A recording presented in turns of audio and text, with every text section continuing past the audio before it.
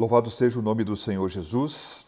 Nós vamos fazer então um breve comentário, porque o assunto de hoje é muito grande, é muito gigantesco. Eu vou ser mais pontual e, se tiverem dúvidas, nós vamos conversar ou vamos ver a questão, especialmente do casamento, né, em algumas coisas que se fala aqui, de uma forma fora daqui, porque senão ficaria grande demais. Então vamos lá. Por que quereria que todos os homens fossem como eu mesmo? Cada um tem de Deus o seu próprio dom, um de uma maneira e outro de outra. Bom, o apóstolo Paulo, ele é interpretado na sua vida por alguns teólogos. Uns creem que o apóstolo Paulo nunca foi casado e outros creem que o apóstolo Paulo foi casado, mas ele estava viúvo nessa época. Bom, meus queridos, como é importante, né, saber o que Paulo foi. Bom, o estado de Paulo, ele estava sozinho, né, quando eu estava escrevendo isso aqui. E não é tão importante achar isso, mas o que ele está dizendo? Ele está dizendo que cada pessoa tem de Deus um dom. Então, há algumas pessoas, como ele está dizendo,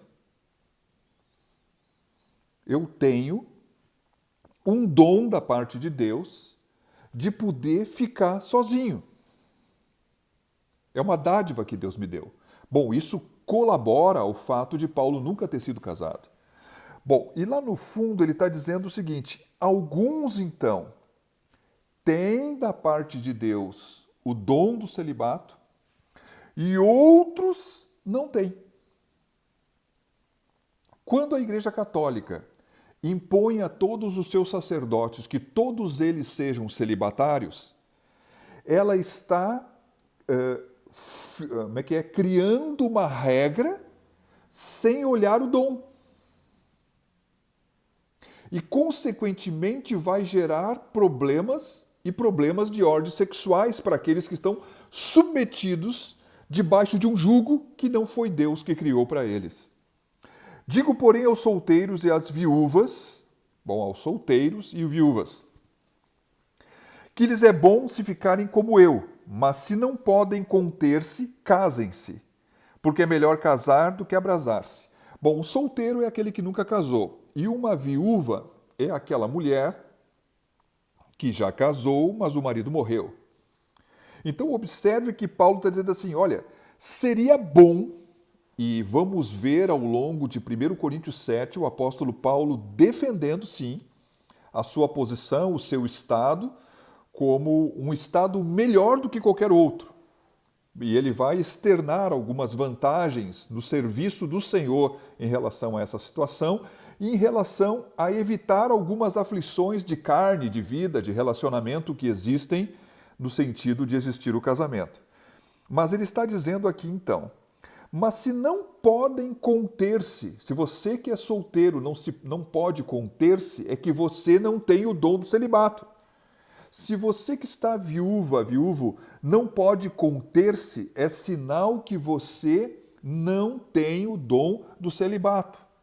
E o que pode acontecer? Esse abrasar-se é começar a arder-se por dentro de vontade, de desejo sexual, que pode levar à pornografia, à masturbação, a imaginações ou a lutas de mente, ou a qualquer tipo de desvio fora do padrão correto que Deus criou para a sexualidade. Então, se você não tem o dom do celibato, Deus deu para você a possibilidade de você se casar. Então, quem tem o dom, ele não se arde, né? Então, falando assim, caminhamos aqui. Aí, agora, como falamos no 1 Coríntios 7, de 1 ao 5, que incluímos os 6 nos comentários, nós vamos ver aqui a carta sendo dirigida para um casal onde os dois cônjuges são cristãos. Todavia, aos casados mando, não eu, mas o Senhor, que a mulher se não aparte do marido. Se, porém, se apartar, que fique sem casar ou que se reconcilie com o marido. e que o marido não deixe a mulher.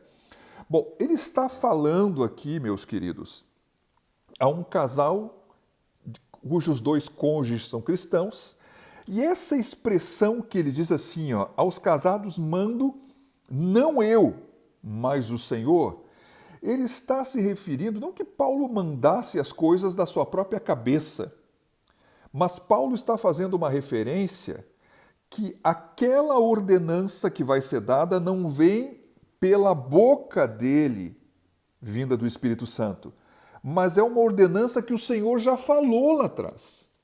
E o Senhor já falou lá atrás a respeito do casamento, dizendo que o casamento não deveria ser dissolvido. E diferente do que está em Marcos, o que está em Mateus, né, há uma diferença, e na questão teológica há lutas por causa disso, mas em Mateus haveria uma exceção para que um casamento pudesse ser dissolvido, que seria as relações sexuais ilícitas. Então, quem defende esse posicionamento, ele defende esse posicionamento que foi o que o Senhor falou. Então, se o Senhor falou, Paulo só está reforçando aquilo que o Senhor falou, porque aquilo que o Senhor falou dizia uma situação. Paulo está escrevendo aos coríntios coisas que eles perguntaram para ele, que são coisas novas. Então, o Espírito Santo deu ao apóstolo Paulo discernimento e uma palavra de Deus inspirada para que ele pudesse falar. E sempre que ele for falar isso, ele vai dizer que é ele que está dizendo. Tá, mas não é ele. Ele diz aquilo que o Senhor não chegou a dizer. Por que o Senhor não chegou a dizer? Olha, o Senhor não chegou a dizer porque o Senhor falou só aquilo que ele tinha para falar. E ele deixou claro que o fundamento da igreja estaria em cima dos apóstolos e profetas. Então, os apóstolos vão falar coisas, especialmente para a era da igreja. Então, observe que esta palavra, que o Senhor Jesus falou lá, ela dizia então que o casamento não era para ser dissolvido, e diferente de Marcos, em Mateus, ele colocou a exceção aonde existisse por causa de relações sexuais ilícitas. Então, há quem interprete, então, que é possível que uma pessoa venha a casar de novo quando foi traída. Houve um adultério. Bom, e há quem não aceite tal posição, que a relação sexual ilícita ali seria a palavra grega porneia, que significa todos os tipos de depravação sexual e não moicheia, que é adultério, né? É porneia. Então não está falando de adultério, está falando de porneia, que é todos os tipos de perversões sexuais, que estaria falando de relações sexuais que pudessem ter acontecido antes do casamento. Né? Então, observe que há muitas divergências no que diz respeito a esses assuntos. Mas o Senhor Jesus já tinha dissertado sobre isso, colocando uma única exceção. E aqui isso aqui é o assunto mais difícil que existe na questão de relacionamentos para se tratar. E as igrejas têm posições diferentes, e essas posições fazem, quem sabe, às vezes até uma igreja olhar para outra como herege só por causa desse ponto, que não tem nada a ver. São questões de interpretação. Então vamos convir aqui, meus queridos, o que o apóstolo está afirmando para um casal que ambos são cristãos é que eles podem até ter alguma situação aonde precisam se apartar, mas eles não devem se divorciar, né, para casar de novo. E é verdade. Você sabe que existem algumas situações que às vezes, especialmente nesse caso aqui, mais específico da mulher, tem que se apartar, porque, na verdade, às vezes a mulher tem algumas situações onde ela pode estar sofrendo algumas agressões físicas, ou no caso do uso de drogas e de violência. Essas coisas, elas, com as consequências das agressividades, ou da usurpação, ou do abuso, isso então, há uma permissão que se aparte e fique sem casar, esperando a possibilidade de se reconciliar e restaurar e continuar o casamento. É isso que está dizendo aqui, em suma, aquilo que o Senhor, no caso, disse. Continuando aqui, no 12 diz assim: mas aos outros digo eu, não o Senhor. E agora ele está dizendo o seguinte: o Senhor não dissertou sobre esse assunto.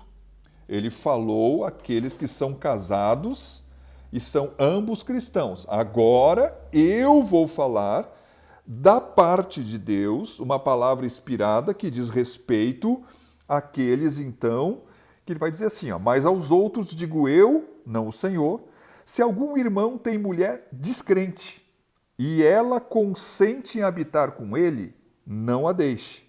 E se alguma mulher, eu acho que eu li errado, né? Se algum irmão tem mulher descrente e ele consente em habitar com ele, não o deixe. E se alguma mulher tem marido descrente e ele consente em habitar com ela, não o deixe. Porque o marido descrente é santificado pela mulher e a mulher descrente é santificada pelo marido. De outra sorte, os vossos filhos seriam imundos, mas agora são santos. Bom, observe a perspectiva. O apóstolo Paulo não está dizendo que um cristão tem autorização para casar com uma pessoa não cristã. Ele não está dizendo isso. Mais à frente, ele vai dizer que aquele que vai se casar de novo deve se casar no Senhor, ou seja, dentro do corpo de Cristo, alguém que é convertido. Tá? Não devemos nos juntar a um jugo desigual. Então, isso aqui não é uma defesa do casamento de um cristão com uma pessoa que não é cristã.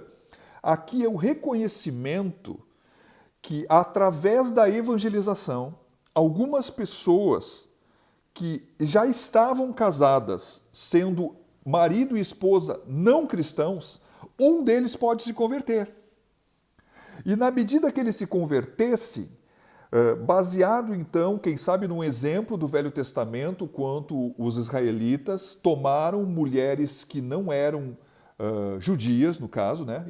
Não judias, aquela palavra que estaria errada, seriam mulheres israelitas, tomaram mulheres moabitas e geraram filhos com elas. Naquela situação, eles tiveram que mandar embora as mulheres e os filhos. Então aqui é uma pergunta: qual deveria ser o posicionamento? E o apóstolo está dizendo que na graça de Deus as coisas não acontecem da mesma maneira. Se o marido descrente, ou se a esposa é a descrente, casado sempre com um cristão, eles consentem em continuar o casamento, o cristão deve continuar o casamento. Por quê? Porque a convivência mútua dentro do casamento, há uma possibilidade que este marido descrente ou essa mulher descrente possa vir a se converter. Então, quando a palavra de Deus diz que o marido descrente ou a esposa descrente é santificada um pelo outro, pelo cristão, né? Pelo cristão na figura do marido, o cristão na figura da mulher, quando eles são convertidos. Isso que diz respeito que há uma luz dentro de casa, há uma intercessão pela sua vida, há um modelo de mudança de caráter, de posicionamento, há uma fonte, na verdade, viva, clara, concreta de uma pessoa que está sendo transformada e que na sua transformação pode ser um testemunho ou uma testemunha daquilo que Jesus faz. E ao mesmo tempo pode orar pela sua casa, interceder pela sua casa, e isto, embora se diga de uma forma diferente, tanto isso que vale para o casal, o marido descrente ou a mulher descrente, vale também para os filhos.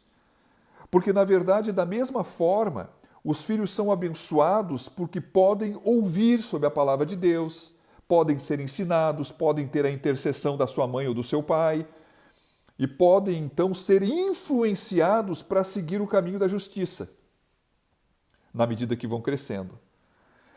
Mas, no 15 diz assim: mas se o descrente se apartar, aparte-se, Porque neste caso, o irmão ou a irmã não está sujeito à servidão, mas Deus chamou-los à paz. Porque de onde sabes, ó mulher, se salvarás teu marido, ou de onde sabes, ó marido, se salvarás a tua mulher? Bom, este versículo aqui, teologicamente, ele é interpretado de algumas formas, né? Então vamos lá. Há quem interprete esse versículo dizendo que essa parte aqui, porque neste caso o irmão ou a irmã não está sujeito à servidão, se entende então que se o descrente não quiser continuar o casamento e ele quiser então se apartar, que a pessoa, ou seja, a pessoa crente, seja o marido ou a mulher, né, a parte crente, ela poderia casar de novo. Estaria liberada para casar de novo. Bom, isso é uma forma de interpretação que algumas igrejas usam. Existe também uma forma de interpretação diferente.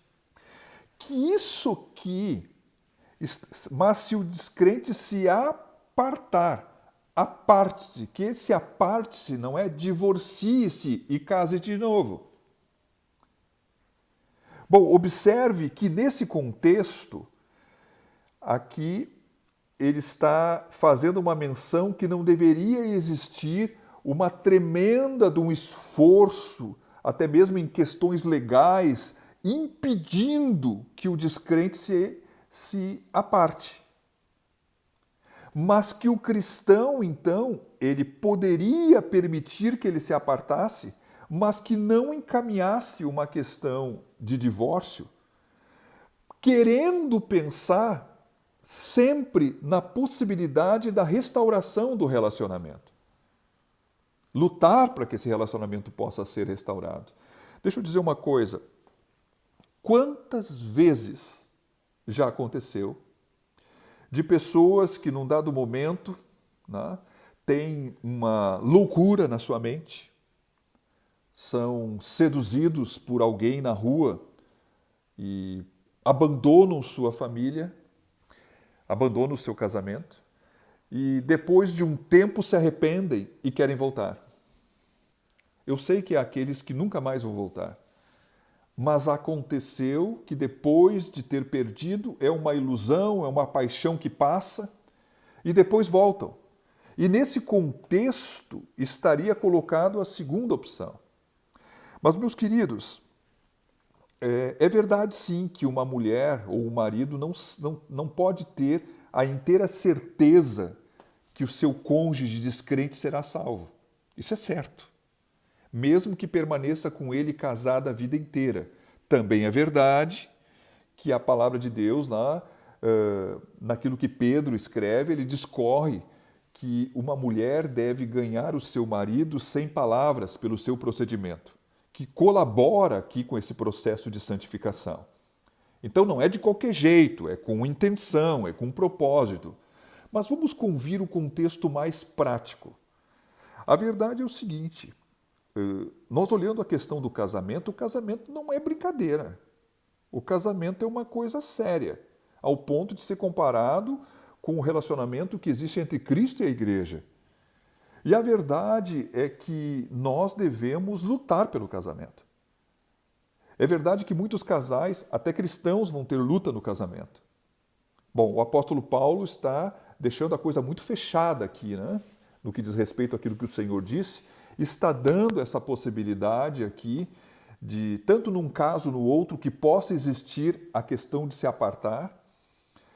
E, na verdade, nós, agora eu vou falar uma coisa mais pessoal da Igreja Família da Fé, nós, há muito tempo, tomamos uma oração de muito tempo dentro da parte do governo da igreja, olhando muitas informações e temos uma decisão, né, de lutarmos pelo casamento até o fim, ainda que ele seja um casamento com uma pessoa incrédula, podendo levar ao tempo, sim, de uma pessoa que está na igreja e tem lá no fundo, quem sabe, uma situação como essa, onde um cônjuge se aparta, sendo ele descrente, e vamos convir.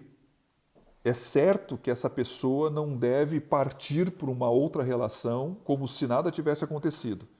Mas essa pessoa, ela vai ser ajudada, amparada e encorajada a lutar pelo seu casamento, porque se há filhos, e aqui há muitas situações, que eu não tenho como discorrer aqui, porque isso aqui ficaria longo demais, já está com 20 minutos. Então, há uma série de situações, não é que se usa conforme o caso que eu gosto da pessoa, vou usar uma posição, há uma posição, nós vamos lutar pelo casamento. Mas há situações, o que nós fizemos? Nós vamos estabelecer um tempo longo, né, em torno de 3 anos, onde uma pessoa vai estar lutando, orando, buscando a Deus pela restauração do seu casamento.